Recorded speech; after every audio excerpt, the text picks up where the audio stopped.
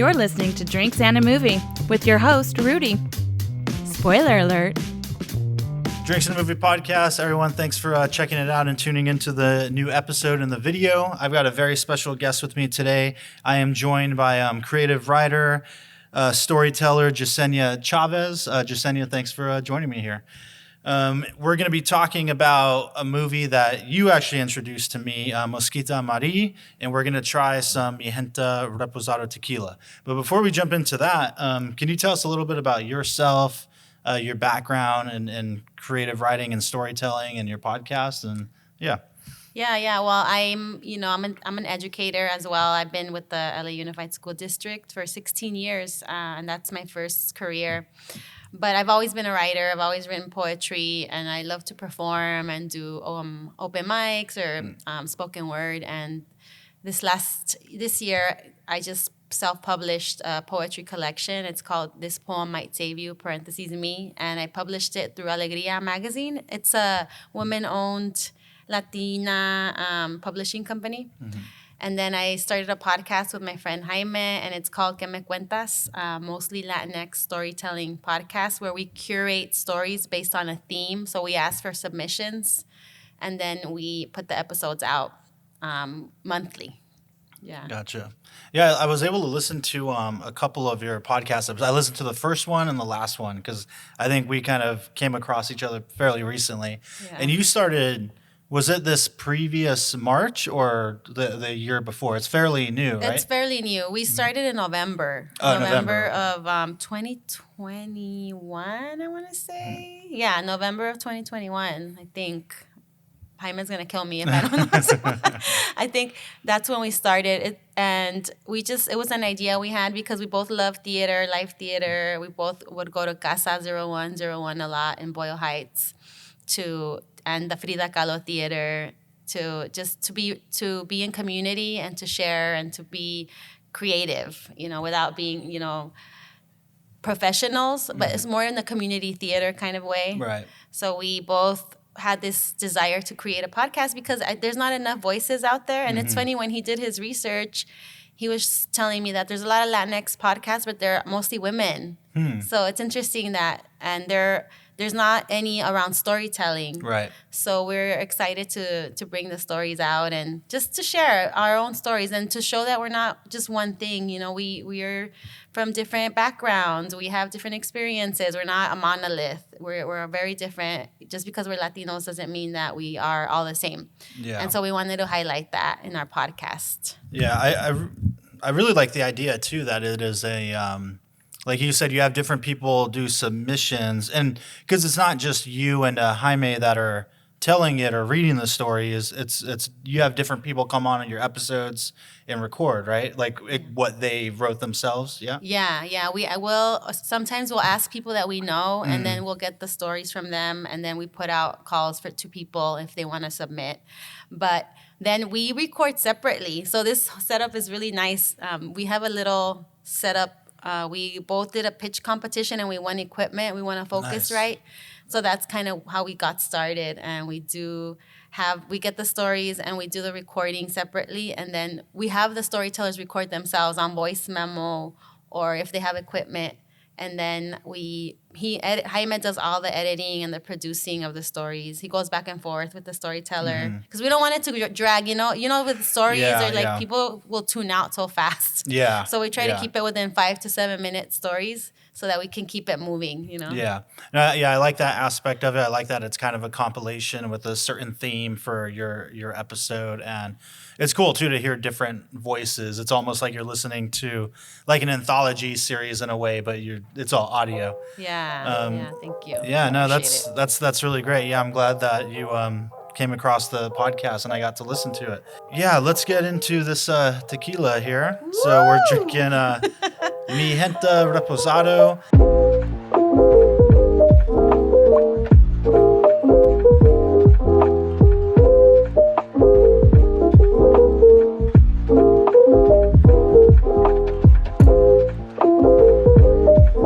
This came out, I believe, fairly recently. I think it was 2020, I want to say, August 2020. Oh, wow. That's my birthday month. Woo! Is it really? August, yeah.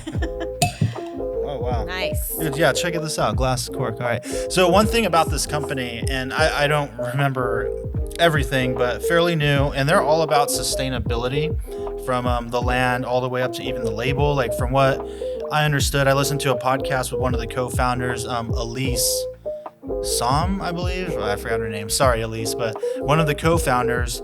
And yeah, their initiative is all about sustainability. Even the label here, from what I understand, if I heard correctly, is actually made of like upcycled agave plants and stuff like that. I guess the parts they don't use in the actual spirit. So we got 80 proof. This is a reposado, so it's been aged at least 6 months. Well, that's wonderful. I love the sustainability aspect of that. Yeah. So it's all about just caring for the land and the people. They don't use any pesticides on their agave plants, because usually there's other plants that grow that they want to get rid of, and I guess they don't do any of that. Oh, wow. So they say that there might be a little bit of a different characteristic because there's other plants that are also within that soil that they don't try to kill off, which is good. I'm sure it's good for us and for the workers that are out there having at it. And I know that let me see if I can pull up my notes here. I think it's pretty much all like female run as well. Oh, cool. Very cool. Like the founders and everything. Let's see. Here we go. Oh, sorry. Sirens, everyone. Oh, it smells good. All right. Here we go. So launched in December 2020, my bad, Mijenta Tequila Reposado is made using ripe blue Weber agave from the highlands of Jalisco exclusively.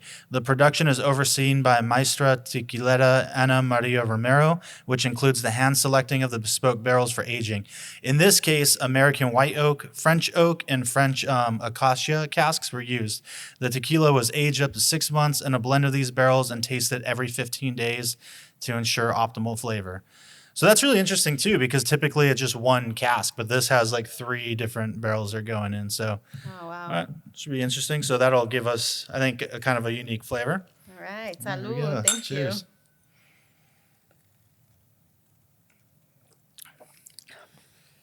you. That's nice, smooth. Yeah, it's good. Very easy. Let's see. Like, it's not super peppery, but it does have that kind of pepper vibe. It has a little bit of sweetness, but without being like too kind of vanilla-y, which I've learned fairly recently. I wish I knew a little more about. I'm trying to like study more about this, but I guess more tequilas than I thought actually use a lot of additives and flavoring and all that stuff. Really? And like, so if you get one and you're like, oh, this has like a really good vanilla flavor or something, it's like not really supposed to taste like that. Like just a little bit. Yeah. This I would imagine is probably a good representation of like what it should be. Yeah. But yeah, and it's a bummer because they're not transparent about that stuff if they're throwing in extra sugar or whatever. They should be. Yeah, because when I was first learning, I always thought it was just, okay, the label definitely needs to say 100% blue agave, like for sure. That's how you know it's at least all the plants. Like, because, you know, a lot of people get sick when they drink tequila and they're drinking, sorry to bash a brand, but like Jose Cuervo or Cuervo Gold or whatever. And if it doesn't say 100% blue agave like on the label, typically that means it's only 50% of that, and the rest is like corn syrup and a bunch of other stuff you don't want.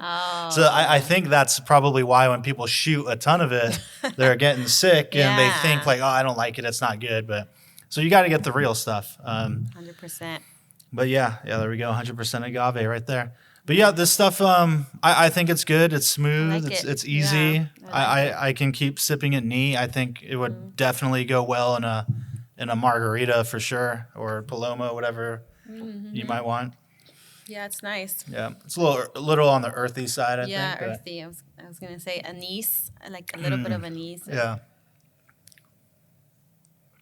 Yeah. It's nice. Yeah, definitely a good one. I actually love this label too, and this like Me it looks too. nice. It's just a good presentation. I like this gold. All right. Well, thank you, Mijenta. Yes, thank you. And it's available here at the Monty Bar, so come try it yourself over here one of these days. So we're going to be talking about a movie that I actually have not seen before. And when I reached out to you about collaborating, I was like, all right, I'm kind of curious. Like, what movie would you want to talk about? Maybe you can show me something new, which I'm glad you did. I hadn't heard of it, to be honest. So I was pleasantly surprised. it's a movie directed and starring Chicanas, which is great. Takes place over here in I think Huntington Park is where they shot it. Yeah. So I was like very like, all right, cool. You're showing me something I haven't seen yet. It's well within the realm here. It came out in 2012. It's Mosquita Y Mari, directed by Aurora Guerrero, which I guess played in Sundance in 2012. That's when it came out. Yeah. And so for you, because obviously I just saw this for the first time recently, when did you first see this and why did you want to talk about this one? Well, I heard about it back in 2012 because she actually hosted a lot of screenings in the community. She's all about community and giving back and telling stories for us and by us. Without having to translate or explain or, who we are to other people through a different lens. And that's the first thing that struck me about her actually screening in the community, because sometimes people come in and they take and then they leave, you know? Yeah. But she didn't do that. She's very much an activist, and so it shows. And that's when I first... I was excited to hear about a movie filmed in my hood in Huntington Park, Southeast LA. You don't really hear too much about it. A lot of people don't know about that neighborhood so much unless you're in LA. Well, even here, I've told people where I'm from and they don't know, and I have to explain like 710 freeway on your way to Long Beach. Yeah. So it was exciting for me to see a movie by a Chicana, and it's based in my community, and the acting is just wonderful, and that's kind of what drew me to that movie and her screenings that she had in the neighborhood in Huntington Park. Did you get to meet her like at this? Like, did you get to talk with her? I didn't get a chance to talk to her, but she was there. She was there. Yeah, she's very approachable, really kind person. Yeah. Yeah, it's really great when you get those filmmakers that I'd say make it, and they obviously have a strong tie to their community and their stories about that, and it's like cool to hear about that. The people that go and like show it there and make sure people can see it, and hopefully there were plenty of people there to support it. Because it kind of seems like it's interesting in the I guess Latinx community. I always feel like there's not always as much support for artists in certain projects as you would think. Yeah, I hear you 100%. Yeah, right. So it's and that's why we don't get like more of that stuff. Yeah, I was kind of surprised that I hadn't heard about it. Like, I felt bad that I didn't hear about it. I was like, man, I thought I was on my game, and in 2012, I should have known, No, but it's easy to miss, and the only reason I knew it's because it's from my neighborhood, or else I don't think I would have heard of it, honestly. Yeah. I think that I read a statistic that Latinos are really high percentage of movie-going audience. Yeah. But yet, they're a very small percentage of the movies are about us or with us included in them. So I do think there's a real disconnect between like what gets shown or what films are in wide release that get a lot of airtime and compared to this indie movie that just has not gotten a lot of airtime. And it's 2012. I can't believe that was 10 years ago, right? Yeah, it's crazy. Yeah. Yeah, but I think that story is just so universal, and that's the thing when you make something super personal. For me as a writer, even it's universal because the feelings we all doesn't matter if you're black, brown, white, whatever color you are, the feelings are universal, and if you're telling it from your heart and you're honest about a story, it resonates with everyone can watch this film and connect to it. Yeah, I think well, I guess to give the premise of it for anyone who hasn't heard of it or seen it, and if you haven't, it is on Hulu right now. That's where I saw it. So I would encourage you, like, maybe stop the episode right now if you're listening. Go watch it so you can get your own take on it, then come back. But it is streaming Hulu, so go check it out. The premise is we have Mosquita, who I forgot her real name already because they early on start calling her that. Yeah. But she's like a very Yoli, yeah. That's a very studious, kind of good student. I think they're all like 15, kind of quiet. And we've got this other character, Mari, who's her neighbor from across the street, who's kind of more on the edge and a little more just rough, rough around the edges. Rough around the edges. Struggling a little more. Yeah. And basically, Yoli ends up tutoring this girl, Mari, and they develop a friendship that becomes like very, very close, and really teeters on the edge of like homosexuality and kind of discovering this other, deeper kind of love between them. Yeah. And that's the basic premise of the movie right there.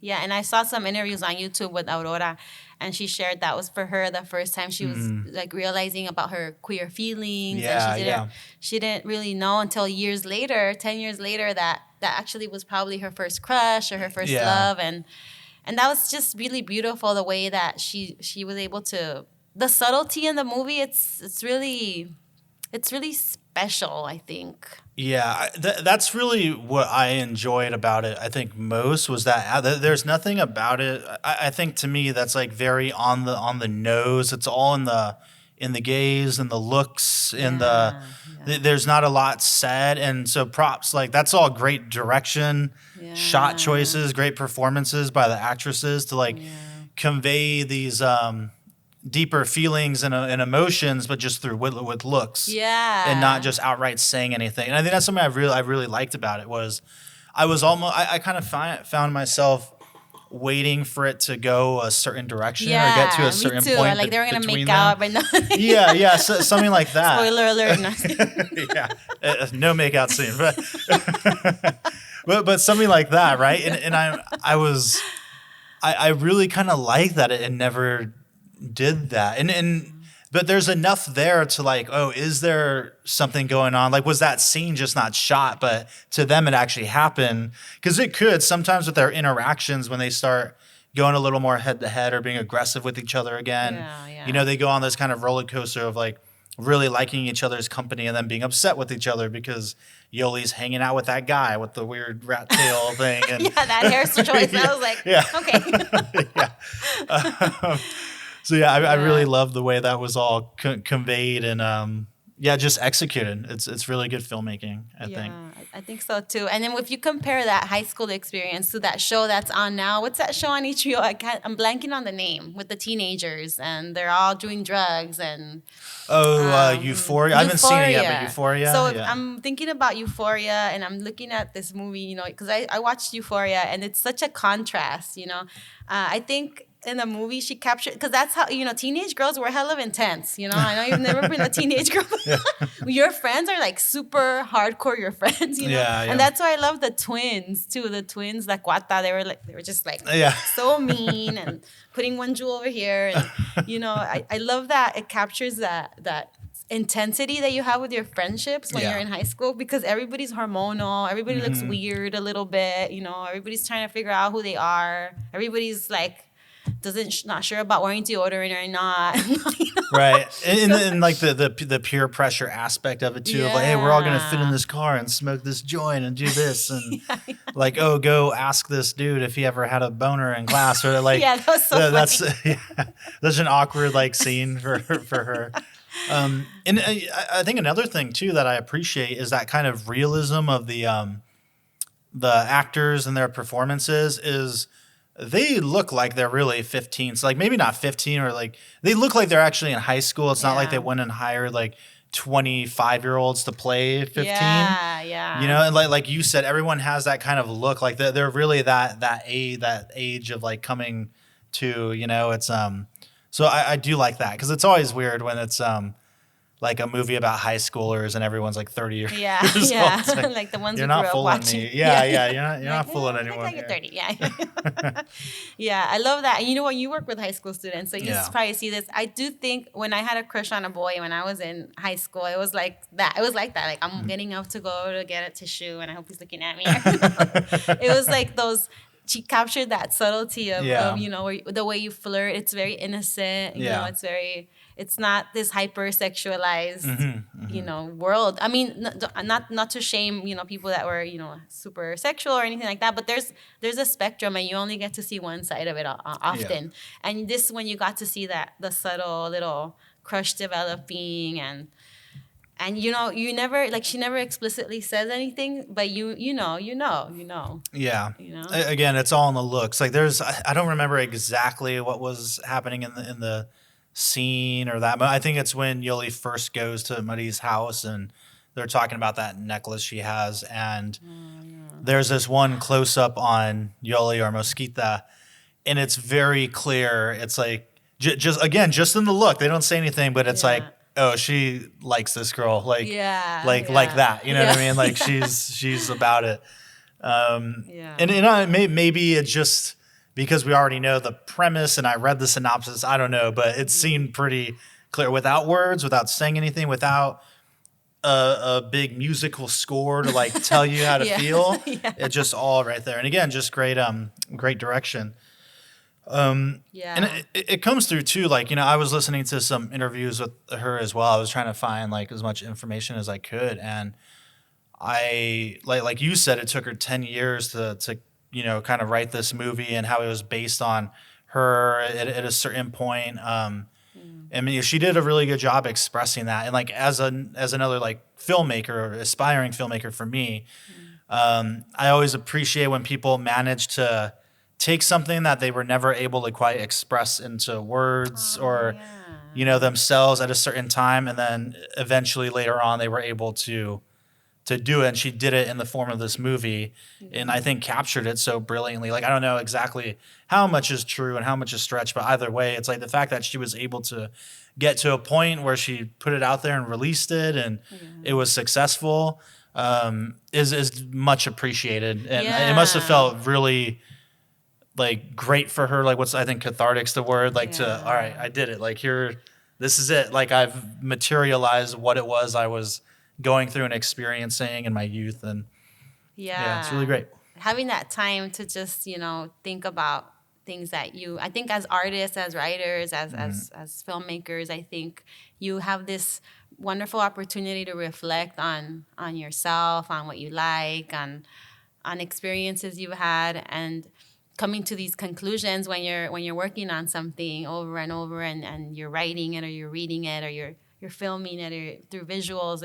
It's a wonderful, I think, byproduct of being an artist is that honesty that you get to when you're doing it, doing it, you know, and each time you're gonna do it better, because you're having this knowledge that you're gaining each time that you're writing something, or that you're filming something. And I think it's wonderful that she gets to sort of process that very difficult thing too, because, you know, it's not something that's talked about, and it's not something that's, you know, it's still, people struggle, you know, with the whole thing about coming out, or you know, and so I think that it's a really brave film too in that way, and just saying, like, you know, this is something that I had to deal with, and her mom and her family too. I like that they're not this stereotypical, like, you know, don't do this or don't do that, you know, very kind family dynamic too. Yeah, but while still being kind of I don't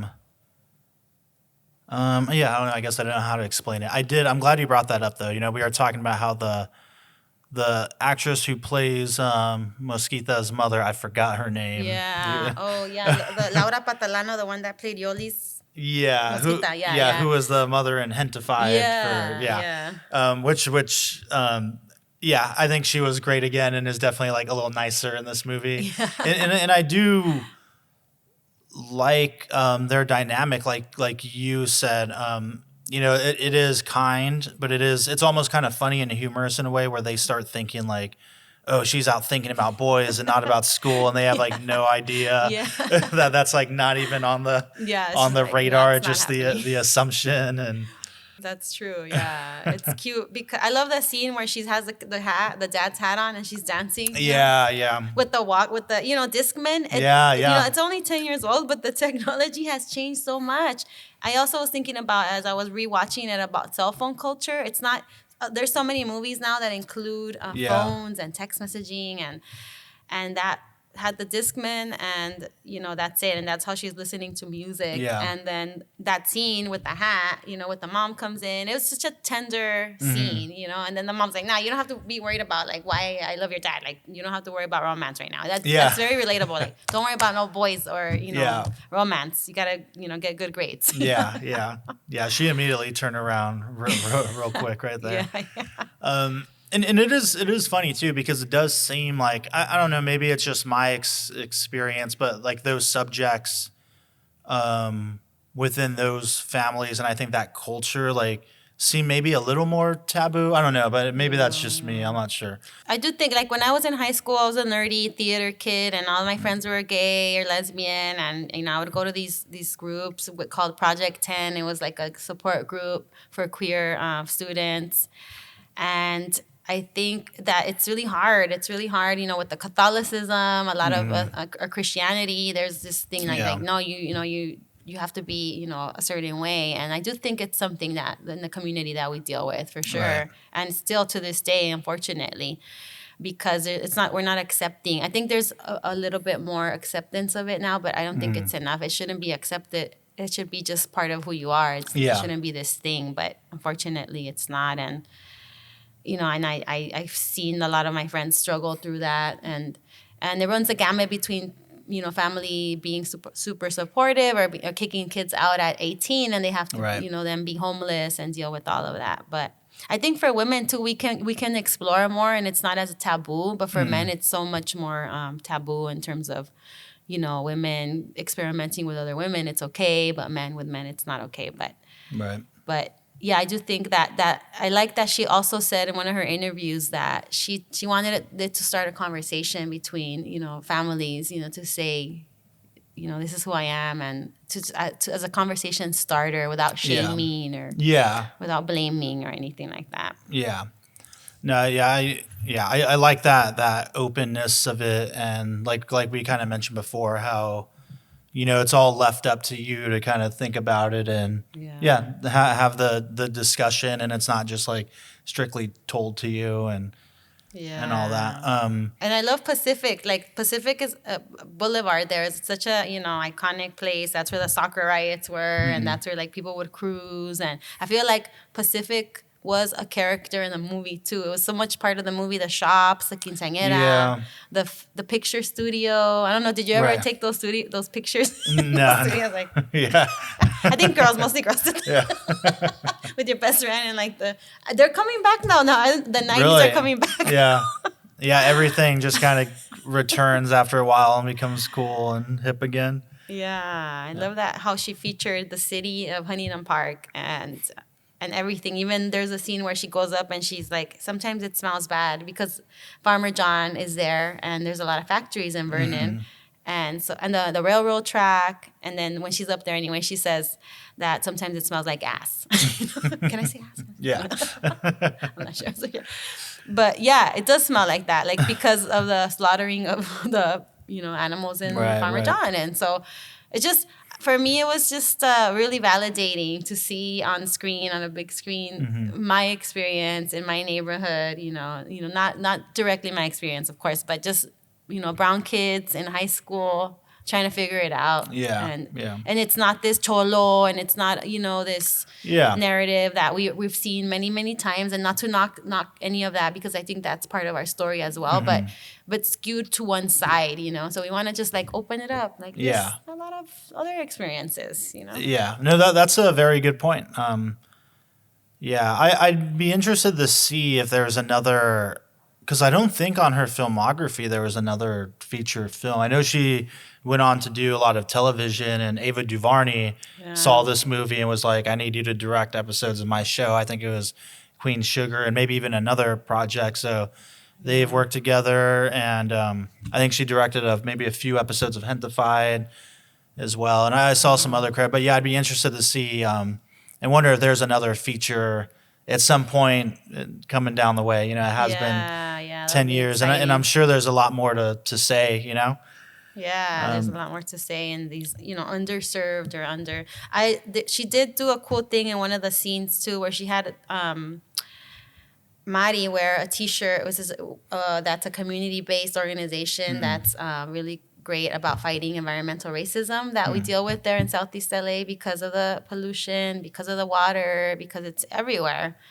And I thought that was there was like little things she put in there that if you grew up in Huntington Park or in Southeast LA, you'll pick up, And I love that, because when does that happen for us in a movie, or when do you get to see yourself reflected in a movie and text? That's part of the reason why I also write, and I love that you're doing this, and because we want to see ourselves reflected in in stories and movies and, you know, and podcasts, you know, Yeah. everything. You know? Yeah. I want to be everywhere. Yeah. Like everybody else. Yeah, Just wanna be seen. I was glad to hear your perspective on it because I was, you know, part of it with you being a writer. You know, I was curious to see like what else you kind of picked up from this, you know, that maybe I or other people would miss, you know? Yeah. I think she said it took them 18 days to shoot this movie, Yeah. which is pretty crazy. If you've ever done a movie, that's Crazy, a very yeah. short amount of time.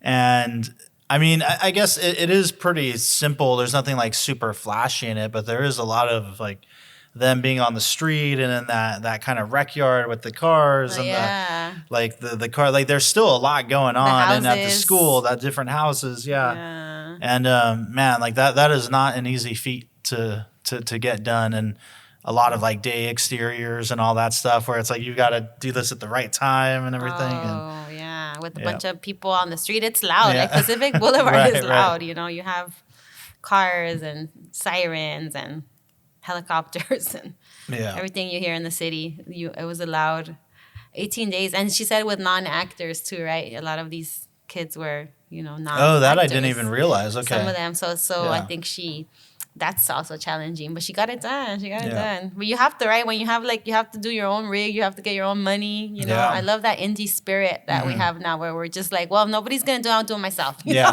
Just got to go do it. And now we can. You know what? Now we're in a situation where it's still challenging for sure. Like this you saw is difficult, but it's at least it's attainable. You know. Yeah, I love that. It's like a democratization of content creation. Yeah. But then we just have to. We are our own PR, our own, you know, writers, producers. We do everything. We do it all. But we can, which is beautiful too. Yeah. I think hopefully later on there's going to be more opportunities and funding. So if you want to fund us, we're ready. Yes, please. I need a crew. Yeah, you need a crew. I need a crew. I'm over here climbing on. You don't even want to know, people. Yeah. It's very cool. It's very cool. That spirit, though. You have that spirit, you know, to do it. What was I going to say? Do you write any, like, have you attempted to write a screenplay or anything like that? Like, are you into movies enough where you've tried to go down that road, or? You know, I haven't, and I'm currently in school at UC Riverside, and they have a great screenwriting program there. A lot of people. It's low residency, so that means I can still work because I still have to pay the rent. You know what I mean? So we do everything online, but then you meet in person twice a year for 10 days. Oh, okay. So I met a lot of screenwriters in the program, and it's interesting to me. I'm super intimidated by the format, though. I'm scared. I'm like, oh my God, you have to do these, I don't know. Interior Monty Bar day, and two people sit at the, So I haven't dabbled in that. I'm mostly just right now doing nonfiction in the program and poetry. That's poetry's my first love, and nonfiction writing, I'm kind of getting into that, like critical analysis of things, or just talking about my own personal life and my family, and because I grew up in Southeast LA, but my family's from Chihuahua, and I'm first gen here. That's another thing I love about the movie is the switches between English and Spanish. So natural, you know, very natural, and I think that's how I write as well. Very like switching back and forth. Yeah, in between languages. I definitely noticed that in your podcast too. Yeah. We switch around, and because that's just naturally how I talk too. And I teach in Spanish, and when I'm teaching during the school day, I mean, I speak English of course too, but I feel really comfortable in Spanish and in English, and I'm fully bilingual, and I feel like it's this fluid thing that I can go back and forth, and I love it. But yeah, long story. I'm sorry, I'm babbling, but I have not written a screenplay. What about you? Have you written something? I mean, I've attempted it, and I've done little short films for myself, but it's been a while. Like writing is not my strong point, but there's just the problem that I don't try hard enough. Where I'll like start writing something, I'm like, I'm done. When the key is you just have to finish it and then rewrite it later, right? It's like it's on the editing, But that's the hard part where I can't like just sit down and do it. But I got to figure it out. There's like a couple stories that I would want to do that I'm trying to figure out how I can make it work for me and get it done. Yeah, it is hard. That's why I went back to school, because I won't do it without a deadline. If I have a deadline, I have to do it, and I have to turn in 15 pages and so I hear you. It's really hard because we also work all day. You also have your family. You also have all the other responsibilities. So I do understand that. But I recommend always take a class, through UCLA Extension or any of those, even through City College, LACC, because then you have to do it, and then once you have that pressure. And for me, I always joined writing groups too, because then I would go every week and I would have to workshop something. Or I would get to write during the workshop, and then that's why I love Casa 0101. Shout out to Casa and Josefina Lopez and Emmanuel, because they have a lot of classes really affordable for people that want to just explore their creativity. You don't have to be a professional. I mean, obviously that's the goal for a lot of us, but you just want to write for your own, or you want to do a film for yourself, and you want to just why not? Why not? That space for me, there's something really special about us being able to say that, because I don't think our generations before us had that luxury. Right.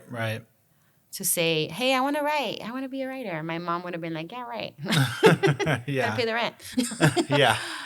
Or the mortgage. But yeah, I think it's great that and that part is the hardest part. I think for all writers, actually doing it and then editing it. That part, I hate editing. I don't want to read it again. After I read it something too many times, then I hate it. And I'm like, this sucks. I don't want it anymore.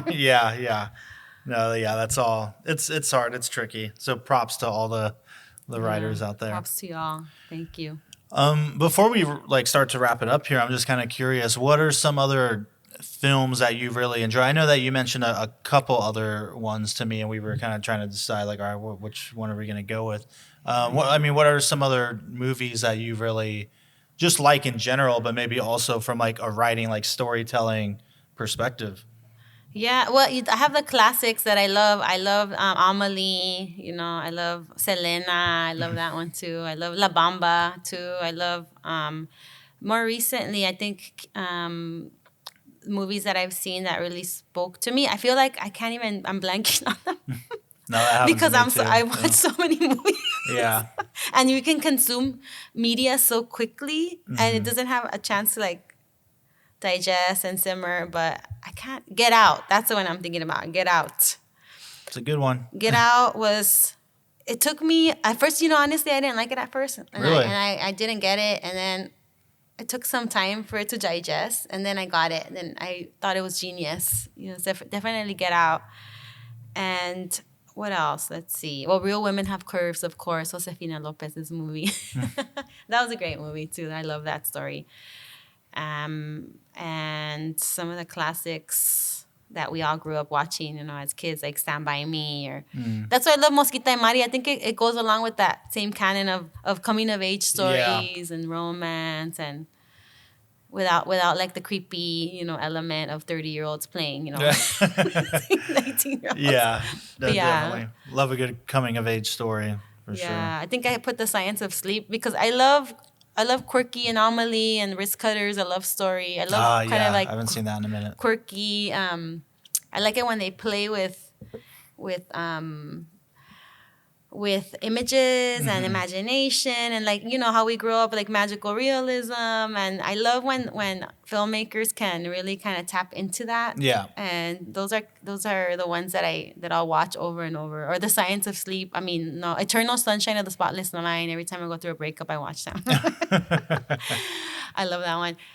Those are I like those kind of movies too. Those are that are just. And I feel like we haven't had one of those in a while. Have we? I don't know. What do you think? Everything Everywhere All at Once, maybe. Oh, I haven't seen that. I'm going to have to add that to my list. That's definitely a whimsical ride, kind of in the... Okay. Because when I think, Eternal Sunshine and Science of Sleep, it's all right, Michel Gondry, that makes me think of Spike Jonze and some of these people that, like you said, are kind of quirky and have this, just a really interesting take on how they... do their movies. I think the most recent example is probably Everything Everywhere All at Once. Okay. Highly recommend if you haven't. I haven't seen it. I'll check that one out. Yeah, it's really good. You would probably like it, I think. Yeah, there's a lot of good stuff in there. It's definitely weird and quirky and yeah. That's my jam right there. I like it when it's playful and I like this idea of these different dimensions, and that's why I love Wrist Cutter so much, because of the, you know, they go into the underworld and the people in charge. It's amazing too when they can take you, like, effectively take you on this roller coaster of different emotions and stuff too. That's something that I definitely get from like Eternal Sunshine for sure. It's like you get kind of the romantic part of it, and then the funny humorous parts, and then here we are as kids, but then it also gets very sad very quickly, but it's still like, it's not like the tone is all jacked up. And Everything Everywhere All at Once is kind of another example of that to me, where it's like, man, you guys are really taking me from a laugh into like, oh, now this dude is crying that his raccoon got taken away, and I'm like sad about it. And you just got to see it. I gotta see it. I won't say anything more than that, but but that's why I love Mosquita Y Mari too, because of the vulnerability and the honesty and I started crying. The first time I saw it, I was crying my eyes out, and then of course the second, I'm a big crybaby though. I'm a chillona, and so when I watched it again recently, I started crying again because it's so like, it captures all of those feelings, those teenage feelings that you have, and the intensity of friendship. You know, like if you've ever been a teenage girl, you know, like your friends are your friends, and if your friend has a new friend, or they get a boyfriend, or they got a girlfriend, or whatever, you get super mad. You know, I remember I was super possessive of my friends. Sorry, Lucy. You know what I'm talking about. But yeah, that's why I love those stories too, about friendship and connection and that subtlety that she captures in the imagery. And of course, because it's, you know, shout out to Huntington Park, you know what I mean? Cela. That's what the hip kids call it, Cela. Now we have a Border X brewery over there even, and everything. Really? And we have a Chicas Rockeras rock camp for girls. And I feel like this new generation, like they're bringing in all these new resources to the community, and I really love that reciprocity. You know, like we were saying earlier, that she was able to like do the screenings and give back. No, that's all great. It's good. Yeah, I mean, I think we'll start to wrap it up here. Is there anything you want to plug or shout out, like with your podcast? I know you said it's on hiatus right now. When's it coming back? What do we have to look forward to? We're coming back in August, and we're gonna put out some themes because we want people to submit. And you know, Que Me Cuentas Pod, you can find us on all the platforms, on Spotify, iTunes. I'm sorry, it's not called, you know, whatever it's called on the Apple thing. And on YouTube. We're also on YouTube. I noticed on YouTube, like a lot of like the older generation, like my friends that are, you know, my age or older, 40 and up, like, I can't find it. So it's on YouTube too. You can find it on YouTube. And we want to do a live event. So we want to invite people to come to a live event, hopefully pretty soon. But yeah. And then my book's available also on Amazon, Barnes & Noble, or Shopify through the Alegria website, which is the best one to go to.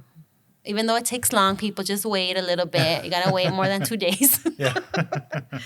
But I want to support like indie publishing. But yeah, that's it. Thank you so much. Thank you. Thanks for coming and, you know, sharing your time with all of us.